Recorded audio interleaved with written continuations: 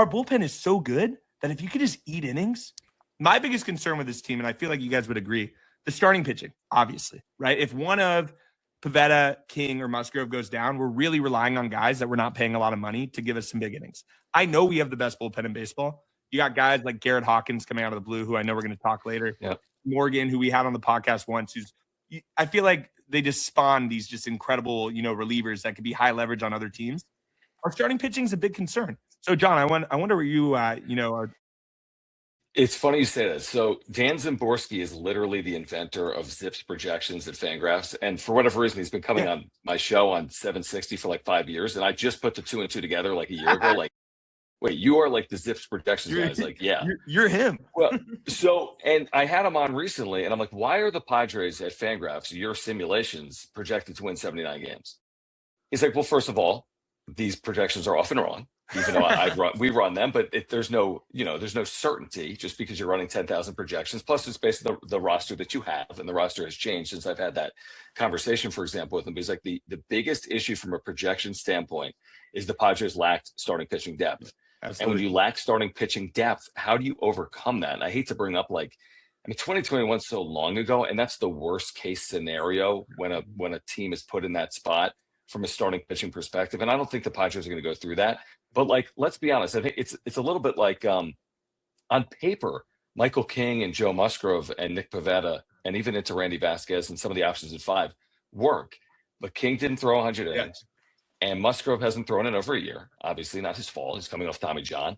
So it's like, what are you really going to get, and how impactful are they going to be? I mean, you'd hate to look back in 2026 and be like, that's kind of like a wasted year for one of those. And I'm not saying it will be, but it's like, where do you turn if you don't go get what is necessary out of 2 of your top 3 starters in the rotation? And I think that's why the floor is a little lower than it's been. I think the ceiling remains high, but I think the floor is a little lower than it's been, because if you lose one of those players, Kevin and Matt, it's like you could be in some trouble, even with a deadline, because how much money, how much your system, again, you don't have the prospect capital that you've had previously. It's like, how much improvement can you make if you were to lose one of those players?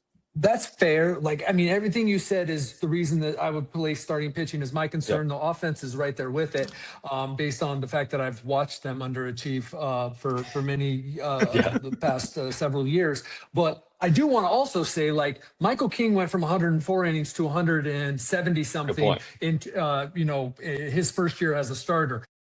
Guys come back from Tommy John and throw 150 innings all year. And if I'm going to bet on somebody to do that, it's going to be Joe Musgrove. And I'm not at all I'm doing is taking the other side of what you said, John, because John, you laid out this thing where you laid it out well. Where that would be a huge problem. So I'm not disputing what you're saying. No. There are questions about that because they are absolutely counting on those guys. I guess I'm kind of curious about the starting pitching depth. Yes, it is a concern. How many teams don't have starting pitching? That's a fantastic point.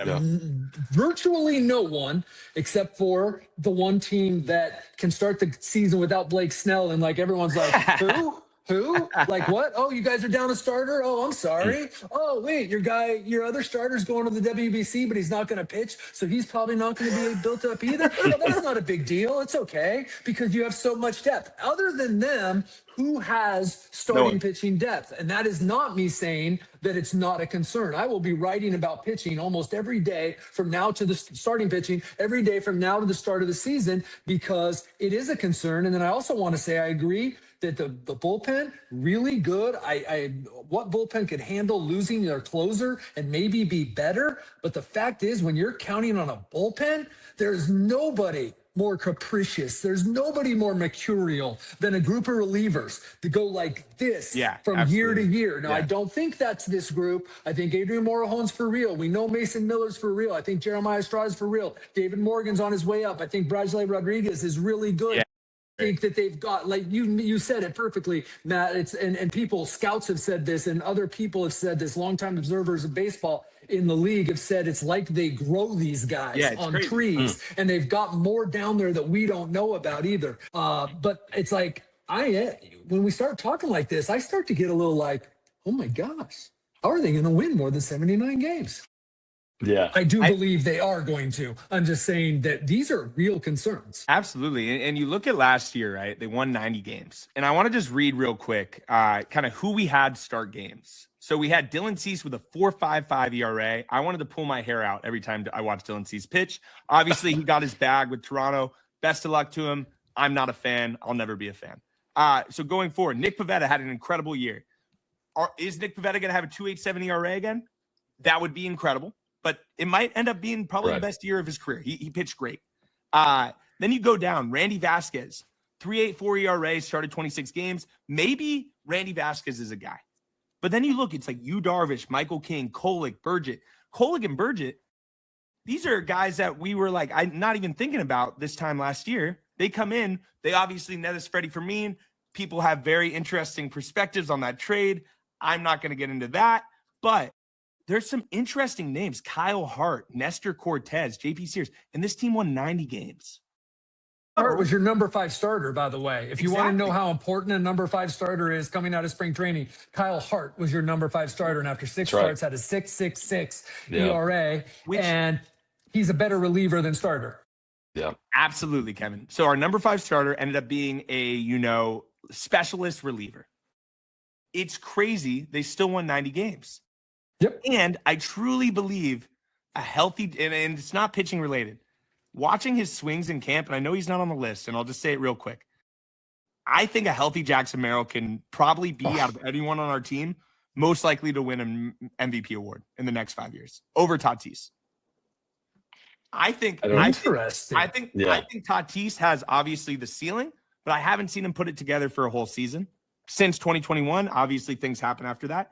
Jackson Merrill's incredible, man. I think a healthy Merrill, this team is going to be a playoff team if Merrill stays healthy the entire year. And that's where I thought you were going. That's what I love what Preller's doing is all we need is one of these random pitchers to have a decent little run. 20 games. Start 20 games, 4 ERA. That's all I need. And the funny thing is, like the Kyle Hart discussion, to Kevin's point, like he got off to the slow start. I mean, they were 14-3. The Padres were. So like sometimes you put all this emphasis on like, oh, who's the number 5 starter going to be? You know what? Yes, does it matter? Of course. But to Kevin's point, look at a lot of these rosters in baseball, and there'll be a lot of questions about number 5 starters. So what? I mean, you can have a poor starter in your rotation for a month or two, and you can win a game 8-6. Just like you can have a great starter in your rotation and consistently lose 2-0. Who was the Padres' best pitcher in 2024 from May to August? Not Waldron. Matty Nux. I know Matty Nux has been in the news a little bit lately. I hope he gets better. But the year before that, Michael Walker for the first 2 months was pitcher of the month, like at least once. I mean, that's baseball, baby. And I always will say and I truly believe this. And I know other teams think their pitching coach is the best. Having Ruben Niebla, there's a reason why these pitchers sign with us. There's a reason why Walker Buehler and Germán Marquez and Griffin Canning sign with us, because they want one more big payday. And they know, hey, if I have anything left in the tank, the Tristan McKenzie's of the world,